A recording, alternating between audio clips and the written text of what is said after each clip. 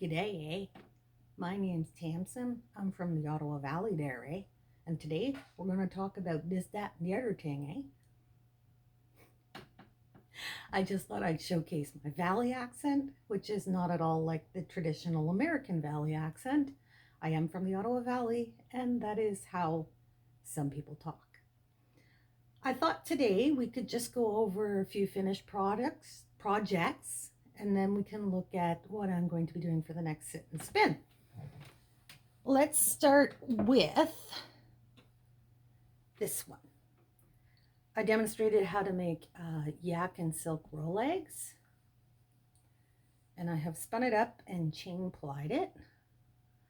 And here is the final result. It is so soft. That halo is just pure softness. And the colors are beautiful. I don't know what I'm going to do with it yet, but I'll do something. Next we have the Warhol braid or roving that I wasn't entirely sure what to do with. I decided to coarse spin the colors and then spin a ply of flax and ply those two together. And it turned out every bit as amazing as I had hoped. I got little fluffers in there, and the flax wrap just like accentuates those colors. This I will probably make into a nice cowl, a nice bright cowl for the winter. Actually, I have two skeins of it, but this is just one. And you can see it's like squishy soft and wonderful. And I'm very, very pleased with how my idea turned out. Next is the hand-dyed braid I got from Wool Interrupted in my fiber box. I ended up just spinning end to end and two-plying it. And this is how it turned out. And it is a lovely stormy color.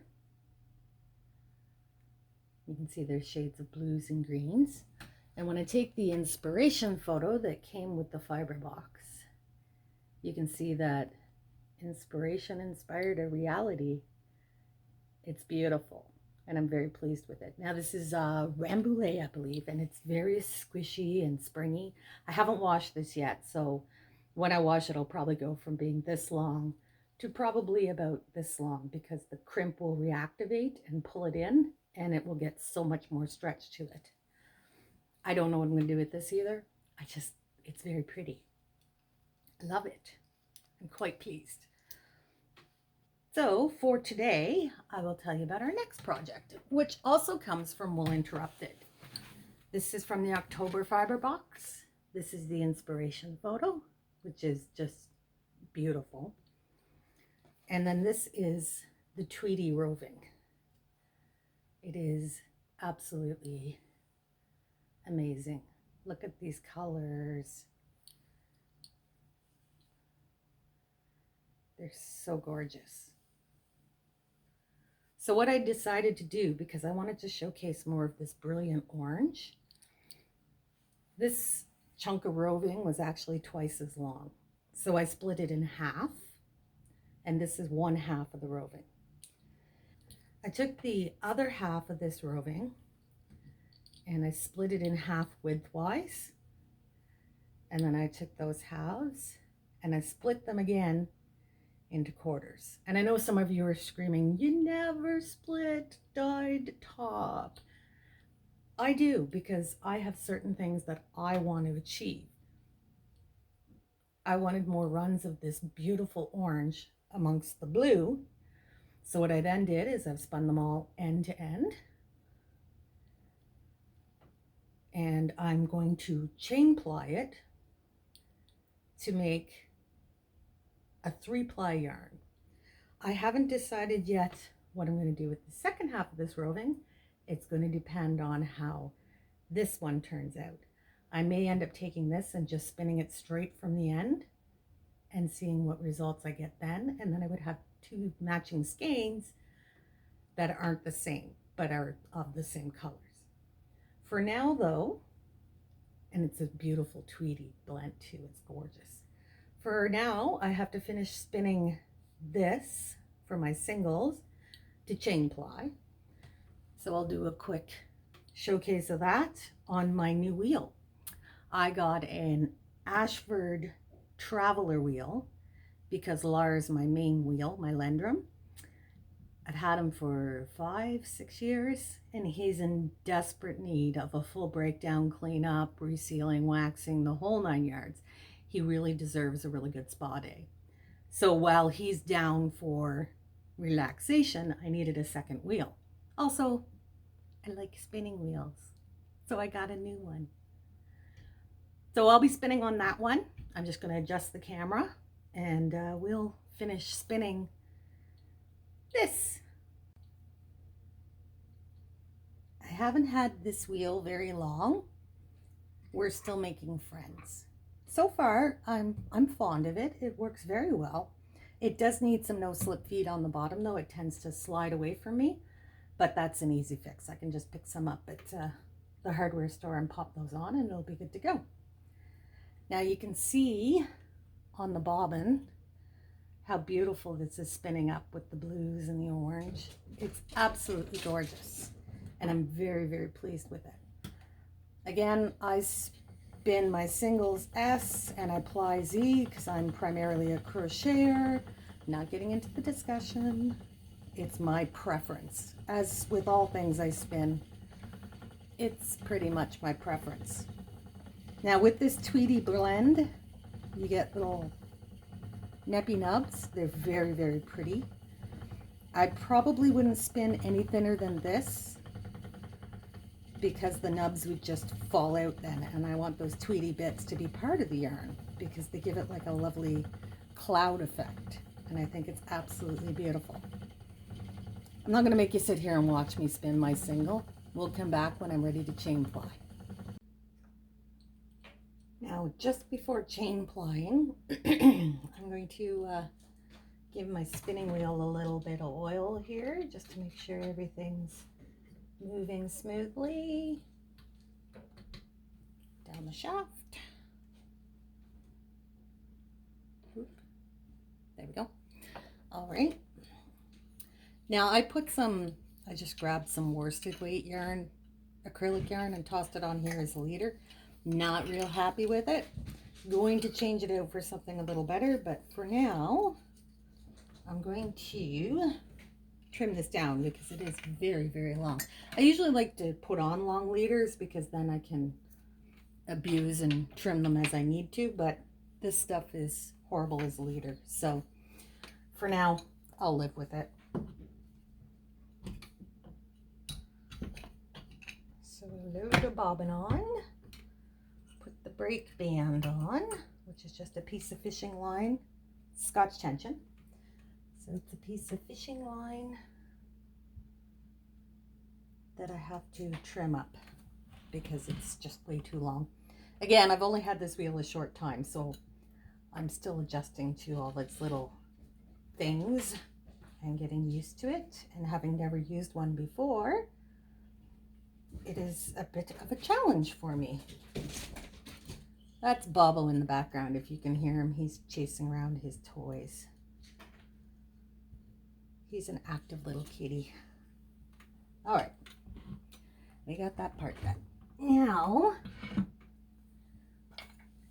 the Traveler does have a, let's see if I can show it to you. No, hold on. I'll lift the wheel instead. It does have a built-in lazy Kate down there. But I find that for chain plying, I need the bobbin under tension and the wheel under a lot of tension to make things go smoothly. So I have my lazy Kate for my Lendrum, and it is tensioned by means of this string, which just goes around the grooves on the bobbins. This is actually my plying head bobbin for my Lendrum there. And it's adjusted here. It's got a little elastic on this side. Now, it doesn't require a lot of tension, but I do like to keep it a little bit under tension. So, we'll find my end here. Here it is. Pop it through the little hook here to guide it. And then I will put this on the floor beside me.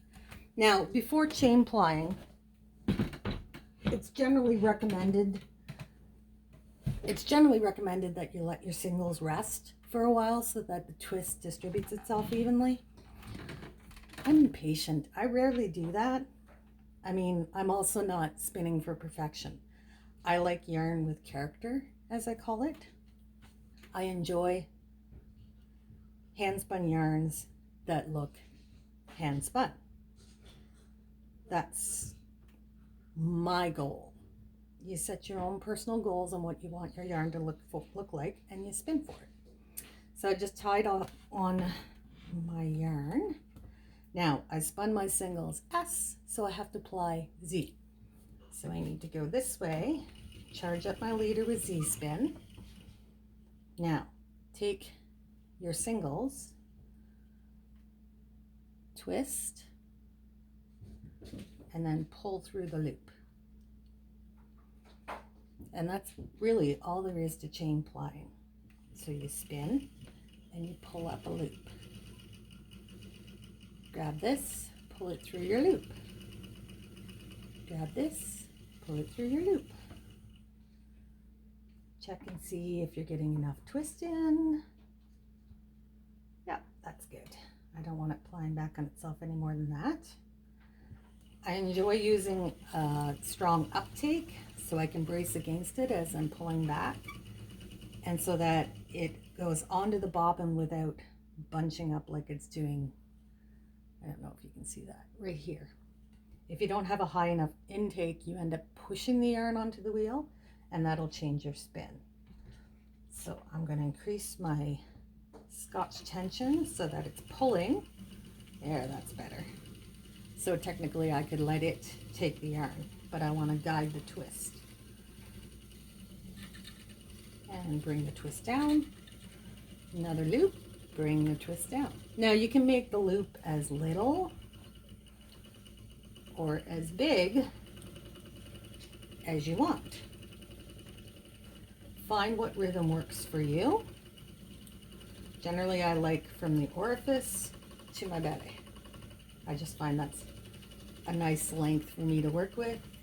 It gives me the proper amount of twist, and it's very, very soothing. It's just a kind of motion. All right, now you can see as we're changing colors, the reason for the chain plying. So now my orange is matching up with my orange.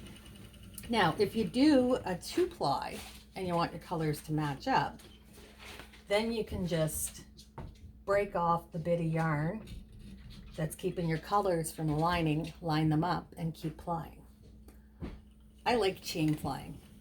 I really enjoy it, and I enjoy a 3-ply yarn. It has a nice roundness to it, a fullness, if you will. All right, so we're starting to change colors on our single. So it's matching up, and if you need to, you can shorten your loop. Hold on, let me get this closer. Okay. You can just shorten the length of your loop so that you don't get a barber pole effect. Which, don't get me wrong, I like barber pole, but that's not what I'm aiming for right now. So you can see that we've just done a color transition. And you can see in the yarn, there's just the tiniest bit of barber poling right here. But for the most part, our color transitions are really good with no muddying, which is why I chain ply with this. Pull that back under tension. I'll just hand wind that onto the bobbin so I don't change the twist. There we go. So I will just continue to chain ply this, and at the end I will have a skein with some pretty colors in it. I will continue working with this on the next sit and spin, which will be tomorrow, and we're going to look at Halloween traditions. Now, if you're enjoying the sit and spin series, I could use some help. Give me some suggestions for topics. I'd love to cover some of the stuff you're interested in as well as the stuff I'm interested in. I do have a couple of stories on the history of some shepherds, some famous shepherds in history, I will probably break those out in November, but I thought for October we'd stick for spooky topics for the month of October, which is the spooky month. So I will see you tomorrow for Sit and Spin. Bye.